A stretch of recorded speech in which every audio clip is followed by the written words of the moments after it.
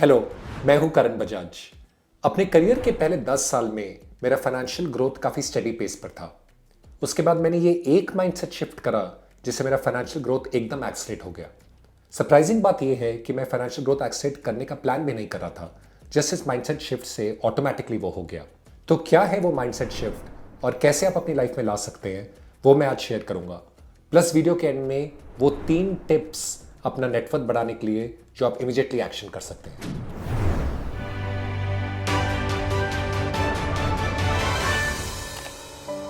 तो वो एक माइंडसेट शिफ्ट है अपनी थिंकिंग को चेंज करना from net worth optimisation to net impact optimisation. इसको मैं जरा थोड़ा सा एक्सप्लेन करता हूं। अपने करियर के पहले 10 साल में मेरा 80% मेजॉरिटी फाइनेंशियल थिंकिंग का ये इस पर था कि कैसे मैं अपने नेटवर्थ को ऑप्टिमाइज कर सकूं।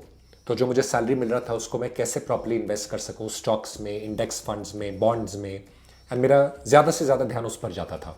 फिर मैंने रियलाइज़ करा कि बहुत ज़्यादा मूवमेंट नहीं हो रहा है नेटवर्थ में, नॉर्मल रेगुलर लेवल पे मूवमेंट हो रहा है। क्योंकि जैसे कि डेटा कहता है कि 80% जो फंड मैनेजर्स हैं वो भी एक स्टॉक मार्केट के एवरेज इंडेक्स को बीट नहीं कर पाते। तो मेरा चांस, मेरा प्रॉबिलिटी ऐसे स्टॉक्स को पकड़ना जिससे नेटवर्थ इमीडिएटली ट्रांसफॉर्म हो जाए वो बहुत ज़्यादा लो है। एंड सेकेंड, अगर एक दो ऐसे स्टॉक मिल भी गए, सिंस प्रिंसिपल अमाउंट जो मैं इन्वेस्ट कर रहा हूँ वो कैप्ड है अपने सैलरी के हिसाब से, तो कभी भी नेटवर्थ एक बहुत ट्रांसफॉर्मेटिव लेवल पे नहीं पड़ेगा। फिर मेरी लाइफ थोड़ी वाइडन हुई, बुक्स पढ़ी, ट्रैवल करा, लोगों से मिला और मैंने देखा कि किसी का भी नेटवर्थ बहुत एक्सपोनेंशियली नहीं बढ़ रहा था ये ऑप्टिमाइजेशंस करके। इस इंडेक्स फंड वर्सेस दूसरा इंडेक्स फंड, ये स्टॉक वर्सेस दूसरा स्टॉक, बातें बहुत हो रही थी बट नेटवर्थ एक्सपोनेंशियली नहीं बढ़ रहा था। And real net worth was always equal to net impact. तो जिन लोगों का नेटवर्थ सबसे हाई था, टिपिकली सीईओज, सेलिब्रिटी, एंटरप्रेन्योर्स, उनका नेट इम्पैक्ट दुनिया में बहुत ज़्यादा हाई था। तो फॉर एग्जांपल सीईओज आगे जाके अपने करियर में ऊपर जाकर नेट वर्थ इसलिए बढ़ता है क्योंकि नेट इम्पैक्ट बढ़ता है। And net impact is equal to magnitude multiplied by depth. कितने लोगों को आप टच कर रहे हैं और कितना डीपली टच कर रहे हैं। तो सीईओज का नेट इम्पैक्ट बहुत ज़्यादा हाई होता है क्योंकि उनके जो ऑर्गेनाइजेशंस हैं उनके डिसीजंस की वजह से ऐसे प्रोडक्ट्स बनाती हैं जो मिलियंस ऑफ लोगों को टच करती हैं एंड डीपली टच करते हैं। एंटरप्रेन्योर्स अपने प्रोडक्ट्स क्रिएट करते हैं, जैसे कि फेसबुक हुआ या एप्पल हुआ। उनके जो प्रोडक्ट्स हैं वो मिलियंस ऑफ लोग यूज़ कर रहे हैं एंड बहुत डीपली यूज़ कर रहे हैं, तो ऑब्वियसली उनका नेटवर्थ हाई है। सेलिब्रिटीज़, चाहे एक्टर्स हों या पॉलिटिशियंस हों, हमें काफ़ी टच करते हैं क्योंकि उनका जो काम है उससे मिलियंस लोग इंपैक्ट हो रहे हैं और बहुत डीपली इंपैक्ट हो रहे हैं। तो net worth will always be equal to net impact. And ये माइंडसेट शिफ्ट कि मुझे अपने नेटवर्थ ऑप्टिमाइजेशन से फोकस पूरा शिफ्ट करना है नेट इम्पैक्ट पर, कि कैसे मेरी लाइफ से इंपैक्ट हो सके मिलियंस ऑफ लोगों का या डीपली इंपैक्ट हो, ये एक माइंडसेट शिफ्ट है जिससे मेरा नेटवर्थ एक्चुअली ट्रांसफॉर्म हो गया। तो कैसे अपना नेट इंपैक्ट बढ़ाएं exponentially, both magnitude, number of people you touch and depth of how you touch them. Conventional way ये था कि जब आप ऑर्गेनाइजेशन हायरार्की में ऊपर बढ़ते रहते थे तो आपका नेटवर्थ बढ़ता था क्योंकि आपका नेट इंपैक्ट बढ़ता था। एंड मैंने भी ये देखा कि जब मैं मैनेजर से डायरेक्टर बना, फिर डायरेक्टर से हेड बना डिस्कवरी का, तो नेटवर्थ बढ़ा क्योंकि नेट इंपैक्ट बढ़ा। पर ये एक इंक्रीमेंटल तरीका है नेटवर्थ को बढ़ाने का। नेटवर्थ को बढ़ाने का एक्सपोनेंशियल तरीके मैंने 3 टेक्निक्स देखी हैं। सबसे पहला, ओनरशिप। अगर आपने खुद का कुछ ओन करा तो आपके पास पूरे टूल्स हैं उसका मैग्नीट्यूड और डेप्थ कंट्रोल करने का और बढ़ाने का। एक टिपिकल ओनरशिप जर्नी जो है मैंने देखा है कि रफली 7 to 10 ईयर्स लास्ट करती है। तो अगर आपने एक वेंचर करा या मल्टीपल वेंचर्स करे, अगर एक वेंचर करा तो स्टार्टअप का भी timing from establishment to exit on average is about 7 years, या फिर इस पीरियड में आपने मल्टीपल वेंचर्स करे। क्योंकि फर्स्ट टाइम में अगर आपका ओनरशिप आइडिया, आप नहीं एक्सपेक्ट कर सकते कि 1-2 साल में वो चल जाएगा और उससे इमीडिएटली नेट इम्पैक्ट और नेटवर्थ आपका बढ़ जाएगा। क्योंकि टिपिकली ओनरशिप आइडियाज सिस्टम के एजेस पे होते हैं, सेंटर पर नहीं होते। एंड सिस्टम के एजेस से सेंटर पे लाने के लिए बहुत ज़्यादा अटेम्प्ट्स लगते हैं और बहुत ज़्यादा एक्सपीरियंस चाहिए वो करने के लिए।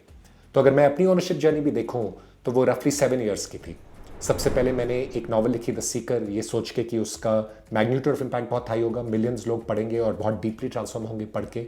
पर वो मैग्नीट्यूड का प्रॉब्लम मैं नहीं सॉल्व कर पाया, लोगों ने नहीं पढ़ी। फिर अपना सोलो एंटरप्रेन्योरशिप करा कि ऑनलाइन कोर्सेज करे, जिससे मुझे लगा मैग्नीट्यूड और डेप्थ करूंगा, बट उसके अंदर भी मैग्नीट्यूड प्रॉब्लम सॉल्व नहीं हुआ। And eventually white hat junior में बोथ मैग्नीट्यूड एंड डेप्थ कि मिलियंस ऑफ लोग क्रिएटर्स बने, बच्चे, एंड डीपली कि क्रिएशन उनको ट्रांसफॉर्म करेगा, वो आइडिया क्रैक करा और उसको ढंग से एग्जीक्यूट करा। एंड उससे मैग्नीट्यूड और डेप्थ और नेट इम्पैक्ट का प्रॉब्लम सॉल्व हुआ एंड ऑब्वियसली नेटवर्थ पे बहुत ज़्यादा सिग्निफिकेंट इम्पैक्ट आया। तो एक टिपिकल ओनरशिप जर्नी आपका 7 to 10 ईयर्स चलेगा। एंड वो ठीक है क्योंकि इसके अंदर बहुत ज़्यादा एफर्ट लगेगा, एक टिपिकल कॉर्पोरेट जर्नी रफली अबाउट 30-40 ईयर्स चलेगा, जिसके अंदर आप धीरे धीरे आपका नेटवर्थ और नेट इंपैक्ट पड़ेगा। ओनरशिप वो कंप्रेस करेगा, बट फिर भी आपको 7 to 10 ईयर्स के ड्यूज मैंने देखा ऑन टिपिकल एवरेज आपको देने पड़ेंगे। दूसरा टेक्निक, अगर आप खुद का कुछ ओन नहीं करना चाहते तो उनको ज्वाइन कीजिए जो कुछ बना रहे हैं, और अर्ली स्टेज पे ज्वाइन कीजिए ताकि आपके वजह से मैग्नीट्यूड और डेप्थ इंपैक्ट हो आपके प्रेजेंस से। सो फॉर एग्जाम्पल, जिन्होंने बाइट को जल्दी ज्वाइन करा, चाहे चीफ ऑपरेटिंग ऑफिसर या चीफ टेक्नोलॉजी ऑफिसर, उन्होंने एकदम इक्वल्स की तरह मेरे साथ कंपनी में ये डिसीजंस लिए कि कैसे प्रोडक्ट को ऐसे शेप करें कि मैग्नीट्यूड मतलब कि मिलियंस ऑफ लोग दुनिया में एक्सपीरियंस कर सकें प्रोडक्ट को, एंड डेप्थ कि कैसे ऐसे प्रोडक्ट बनाएं जो लोगों को बेटर कर सके। ये डिसीजंस उन्होंने लिए, इसलिए उनका नेट इंपैक्ट हाई था, इसलिए उनका ऑब्वियसली नेटवर्क मूवमेंट हाई था जब बाइट का एग्जिट हुआ। तो आप अपनी इंडस्ट्री में कंप्लीटली ऑन टॉप रहिए कि क्या डेवलपमेंट्स हो रहे हैं उस फील्ड में, कौन ऐसी कंपनी स्टार्ट कर रहे हैं, उनको अर्ली रीच आउट कीजिए। एंड ऐसे बहुत एग्जांपल्स हैं हिस्ट्री में। फॉर एग्जांपल, उबर में जो पहले चीफ ऑपरेटिंग ऑफिसर थे, वो एक ट्विटर पोस्ट पे उन्होंने रिस्पॉन्ड करा था, इसलिए उनका रिक्रूटमेंट हुआ। तो जो भी नए स्टार्टअप्स बन रहे हैं जिसके अंदर आपका इंटरेस्ट है, उनको रीच आउट कीजिए एंड अर्ली ज्वाइन कीजिए ओनरशिप जर्नी में, ताकि आपका पर्सनल प्रेजेंस से कंपनी का नेट इंपैक्ट चेंज हो, एंड एज अ रिजल्ट आपका पर्सनल नेटवर्क भी उसी हिसाब से इंपैक्ट होगा। और तीसरा और फाइनल टेक्निक, अगर आप रेडी नहीं है अभी ओनरशिप करने के लिए या किसी को ज्वाइन करने के लिए जो ओनरशिप कर रहे हैं, तो अपने पर्सनल ग्रोथ में इन्वेस्ट कीजिए, बिकॉज आपके पर्सनल ग्रोथ से आपका नेट इंपैक्ट पड़ेगा और इससे आपका नेटवर्थ बढ़ेगा। सो फॉर एग्जाम्पल, मैंने अर्ली अपने करियर्स में ओनरशिप एंडेवर्स नहीं करे, मैंने स्टार्टअप नहीं करा, पर मैं काफ़ी कंसिस्टेंटली अपने पर्सनल ग्रोथ में इन्वेस्ट करता रहता था, जैसे कि 1 साल योगा सीखना या 1 साल ट्रैवल करना या 1 साल बुक लिखना। एंड उन सब एक्सपीरियंसेस से जो पर्सनल ग्रोथ हुए वो इवेंचुअली मेरे ओनरशिप जर्नी में बहुत हेल्प करा। फॉर एग्जाम्पल, जब मैं ट्रैवल कर रहा था 1 साल के लिए, उससे इतना कुछ सीखा कि वाइट जूनियर के केस में हम लोग ने बहुत जल्दी डिसीजन लिया कि इंडिया से बाहर प्रोडक्ट को लॉन्च करना है, क्योंकि मेरा ये बिलीफ था कि people are more similar than different in the world. या फिर योगा से जो एनर्जी आया, या फिर इवन राइटिंग से जो मिशन आया कि every kid should be a builder and creator.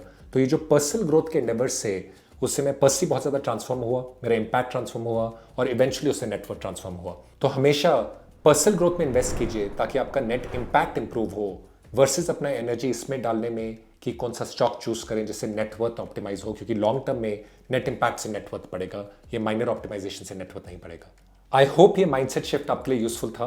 अगर मुझे अपने करियर में ये पहले पता होता तो मैं जो 90% थिंकिंग नेटवर्थ ऑप्टिमाइजेशन पर था फर्स्ट 10 ईयर्स में, उसको मैं एक्चुअली नेट इंपैक्ट ऑप्टिमाइजेशन पे शिफ्ट करता, एंड आई एम श्योर मेरे जो फाइनेंशियल आउटकम्स थे वो कहीं ज़्यादा एक्सलेट होते। कमेंट्स में मुझे बताइए कि इन 3 टेक्निक्स में से आपको सबसे ज़्यादा इंपैक्टफुल कौन सी लगी एंड क्या आप यूज़ करेंगे। एंड अगर ये वीडियो आपके लिए यूजफुल था तो ये video on how to achieve financial freedom, ये भी आपको इंटरेस्टिंग लगेगा। मैं हूँ Karan and I will see you in the next video.